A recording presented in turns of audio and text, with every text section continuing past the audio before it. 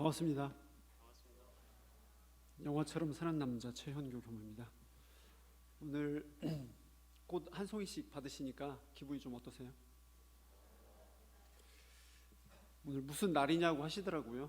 오늘 중요한 날입니다. 하루하루가 중요하듯이 먼저 시작하기 전에요, 인사 한번 해보도록 하겠습니다.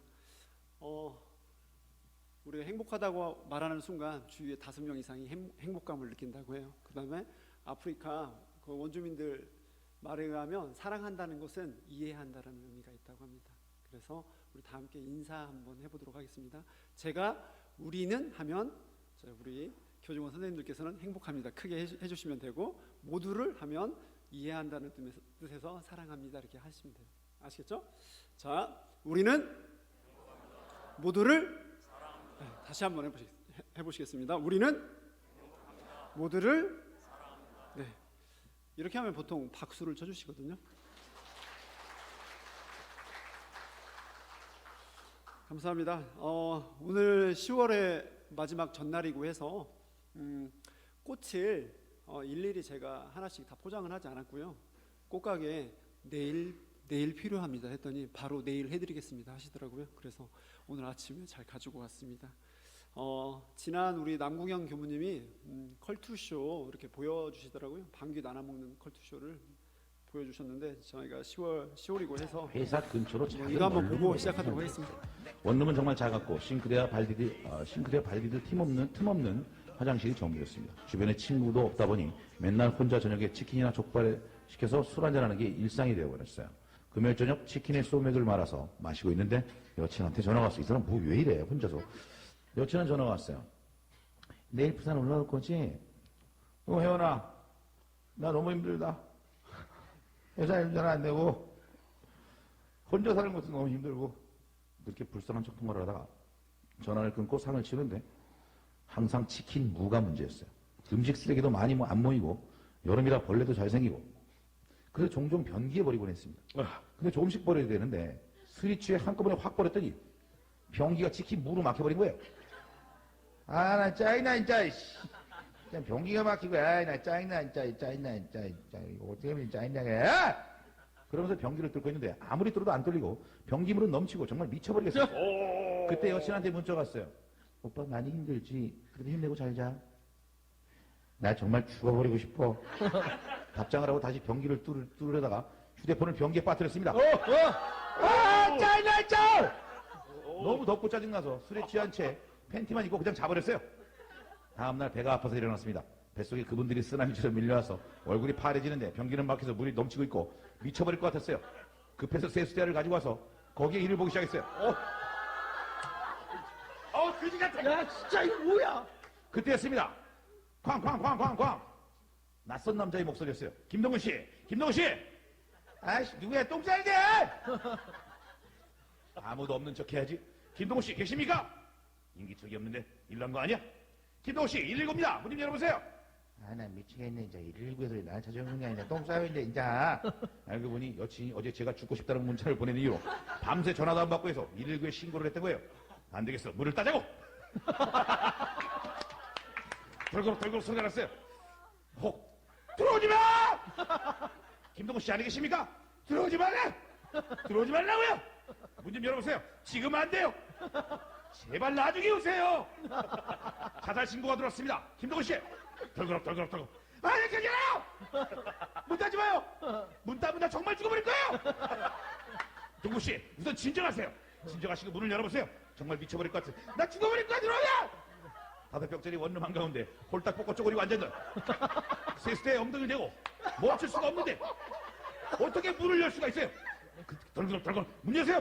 들어오지 마라. 진짜 죽어버릴 거야! 자꾸 문 따는 소리가 들려서 우선 밖에서 못 여는 잠금 적시를 해야겠다는 생각이 들었습니다. 급한 마음에 다리 사이로 세수대를 잡고 오리걸음으로 현관까지 걸어갔어요. 마음은 급하고 다리 사이에 세수대를 잡고 오리걸음으로 걸으는 스텝이 꼬여서 그만 세수대에 주저앉아버렸어요. 그 순간 김동훈 씨, 지금 안 돼요! 이 친구와 함께 현관문이 열렸고 저는 알몸으로 세수대에 주저앉은 채 119 구조대원과 눈을 마주쳤어요. 잠시 정적이 흘렀고 수치스러움에 눈물이 났어요. 일부 구제원 아저씨들은 아무 말 없이 문을 닫아주셨어요.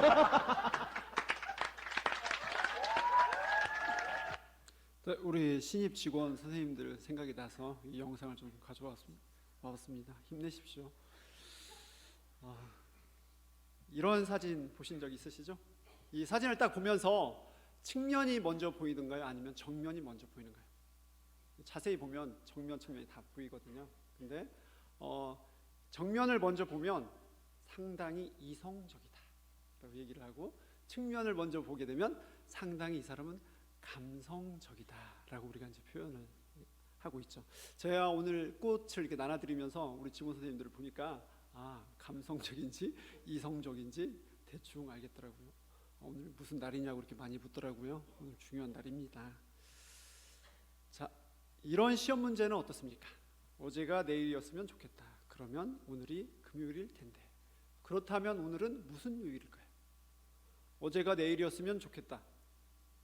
그러면 오늘이 금요일일 텐데. 그렇다면 오늘은 무슨 요일일까요? 이성적인 분들은 계산을 하게 되겠죠. 어느 공식으로. 감성적인 분들은 직감적으로 알 수 있겠죠. 오늘은 바로 수요일입니다. 오늘은 바로 수요일입니다. 평화로움을 가장 잘 묘사한 그림을 선정하는 이제 전시회가 있었다고 합니다. 그래서 우리가 보편적으로 평화로움이라고 하면 이 해넘이는 타임랩스로 제가 지난 주말에 금강 하고뚝에서 찍은 영상이고요. 평화로움이라고 하면 이렇게 해넘이 아니면 푸른 하늘 아니면 뭐 이렇게 들판에서 소나 양떼가 이렇게 풀을 뜯는 모습들, 그게 평화로움이라고 우리가 보통 이렇게 생각을 하고 있죠. 그런데 우리가 평화로움이라고 생각했던 것을 좀 관점을 바꾸는데 이 그림이 가장 평화로움을 잘 표현했다고 선정이 됐다고 합니다. 이 그림을 자세히 보면은 바위가 있고요. 그 거친 파도가 치고 그 다음에 배가 위태로워 보입니다. 그리고 큰 바위 안에 비둘기 집이 있죠. 그리고 비둘기가 그 뭔가는 모르지만 비둘기 그 안에 있습니다. 근데 그 비둘기를 자세히 보니까 그 비둘기 품 안에 새끼 비둘기들이 있었다고 합니다. 그래서 이 작품이 가장 평화로움을 잘 표현한 거라고 해서 선정이 됐다고 합니다. 이것을 보면서 우리가 눈에 내가 평화롭다고 해서 진정 평화로울까? 아니면 겉에 주변에 위험한 요소들이 많이 있지만 나의 상태는 지금 평화로움이 유지하고 있는 것일까? 그런 생각이 좀 들더라고요. 그러면서 스스로에게 이런 질문을 해봤습니다.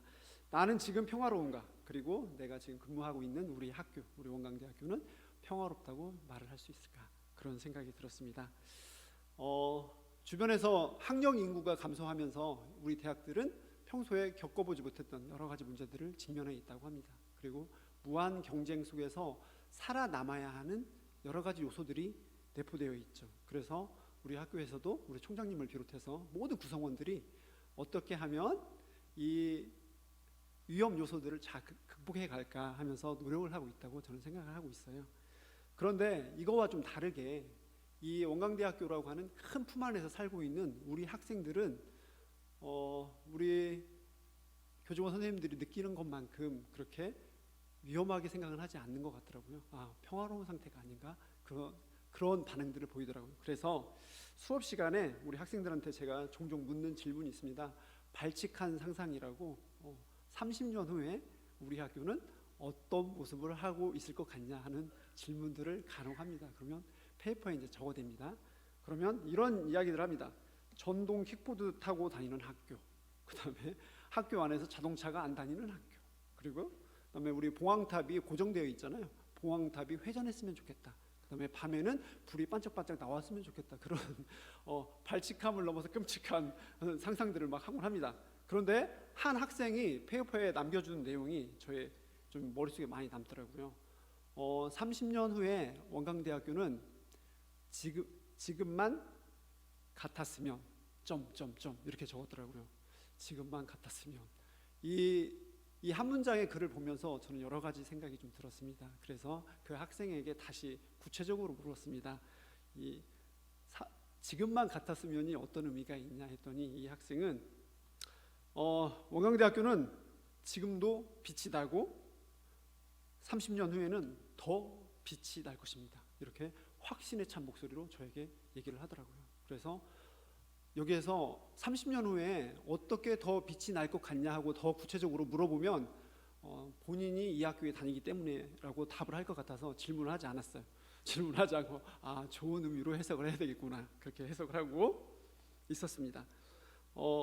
여기 계시는 우리 교직원 선생님들께서 어려운 상황 속에서도 내일처럼 지켜주고 보호해 주시는 이유로 우리 학생들은 원광대학교라는 큰 품 안에서 미래를 준비하면서 평온함을 느끼고 있는 것 같았습니다. 어느 날 인문대학 그 매점에서 제가 매점에 간혹 간식을 사 먹기 위해서 가는 게 아니라 우리 학생들을 사주기 위해서 가거든요. 그런데 학생들이 좀 있더라고요. 그래서 간식을 한 가지씩 고를 수 있는 기회를 주겠습니다 했더니 뭐 이거 웬 복이냐 하면서 우리 친구들은 한 5-6명이 골랐습니다. 그래서 테이블에 앉아서 이야기를 했습니다. 이야기를 한참 하다가 이제 출신 지역을 묻게 되었어요. 어디에서 왔냐 했더니 뭐 경기도 평택에서 왔습니다, 수원에서 왔습니다, 안양에서 왔습니다, 다 이렇게 얘기를 하더라고요. 그러면서 제가 이런 질문을 했습니다. 우리 원광대학교를 어떻게 오게 됐냐 이렇게 물어보니까 우리 친구들이 부모님 친구가 원광대 출신이었다. 그 다음 어릴 적부터 병원을 다녔는데 의사 선생님이 원광대학교 출신이다. 그 다음에 헤어샵 원장님이 원광대 출신이다.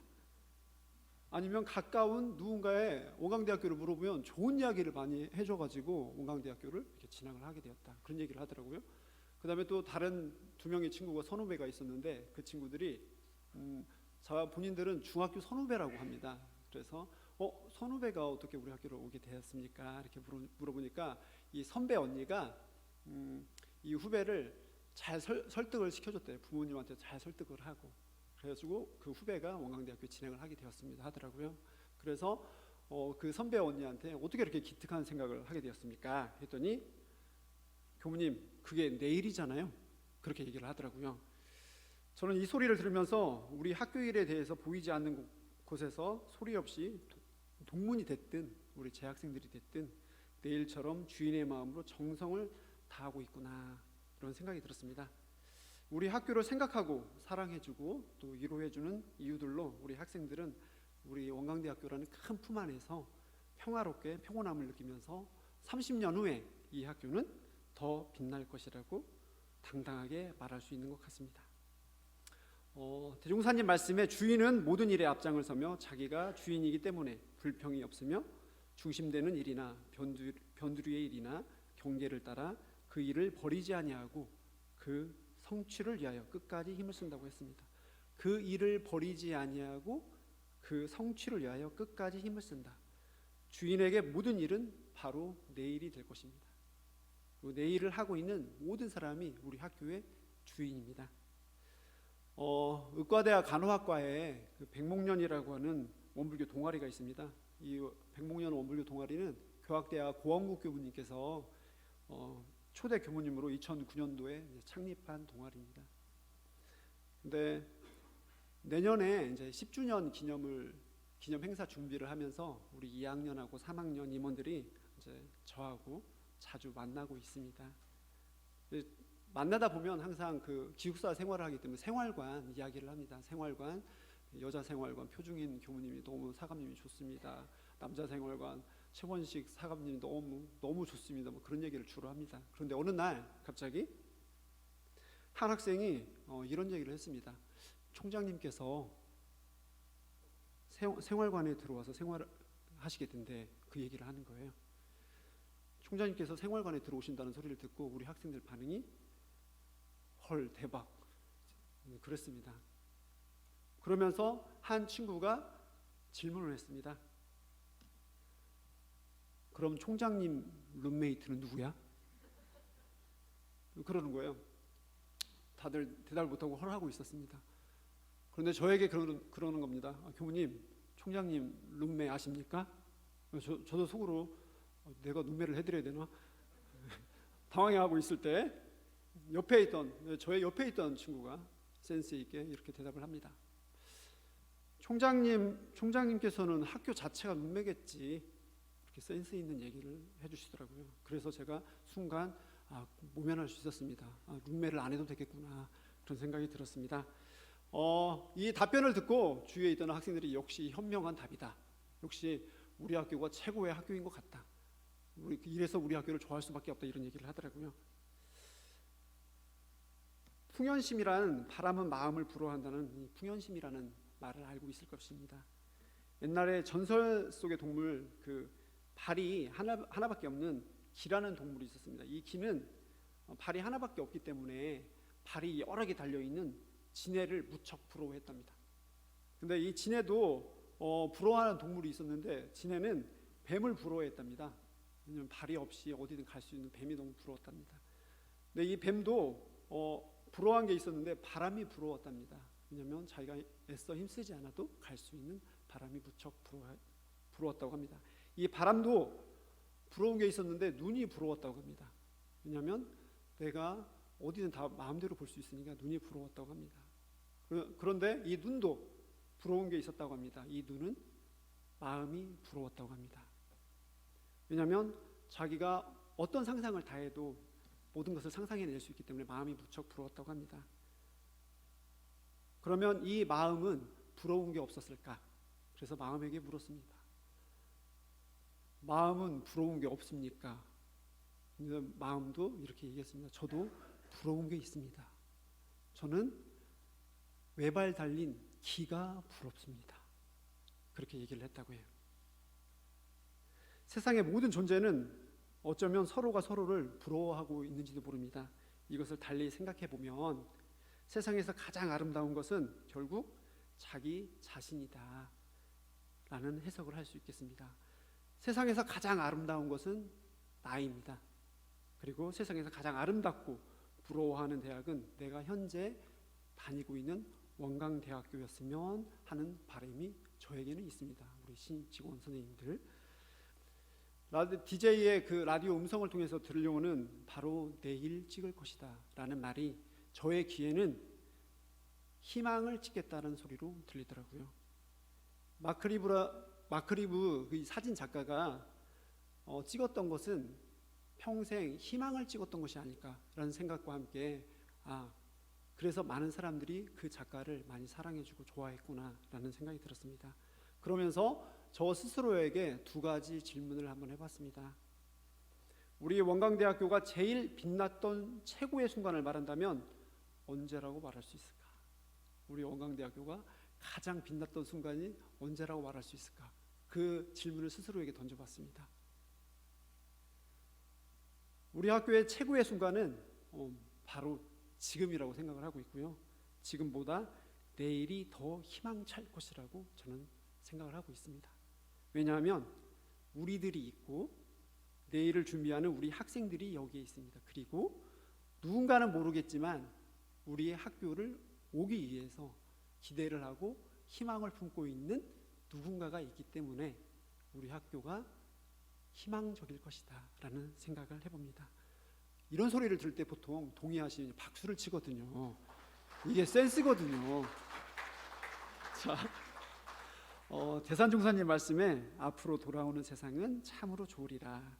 큰 일은 적어도 60년 계획은 세워야 하고 60년은 지나야 큰 힘이 생긴다라는 말씀이 있습니다. 공들인 70년, 꽃 피울 100년이란 개교 70주년 기념표처럼 앞으로 원광대학교는 참으로 좋은 일만 가득할 것이라고 생각을 합니다. 그리고 또 한 가지 스스로에게 질문을 해보면, 만약 대종사님께서 최고의 본문 말씀을 하나를 콕 찍어서 말씀해 주신다면 어떤 것을 해주시겠습니까? 라는 질문을 스스로에게 제가 해봤습니다. 그러면 대종사님께서 어떤 말씀을 해주실까 하다가 대종령 부촉품, 아까 함께 봉독하셨던 19장 말씀이 떠올랐습니다. 그대들이 나의 법을 붓으로 쓰고 입으로 말하여 후세에 전하는 것도 중한 일이나 몸으로 실행하고 마음으로 증득하여 만고 후세에 이 법통이 길이 끊이지 않게 하는 것은 더욱 중한 일이다. 이 말씀이었습니다. 몸으로 실행하고 마음으로 증득하여 만고 후세에 끊이지 않게 만들어 가야 할 일이 바로 나의 일이라는 것입니다. 세상에서 가장 생산적인 단어는 지금이고 가장 파괴적인 단어는 나중에라고 합니다. 그리고 가장 무서운 단어는 하던 대로라고 합니다. 이 가을 하루하루 다르게 물들어가는 풍경들을 보면서 네 삶의 작은 변화를 시도해 보시기 바랍니다. 나에게 최고의 순간은 바로 내 일을 하고 있는 지금입니다. 그리고 우리에게 최고의 순간은 바로 내일이 될 것입니다. 이 가을 마음을 따뜻하게 해주는 우리 교직원 선생님이 되시기를 간절히 기원드리겠습니다. 감사합니다.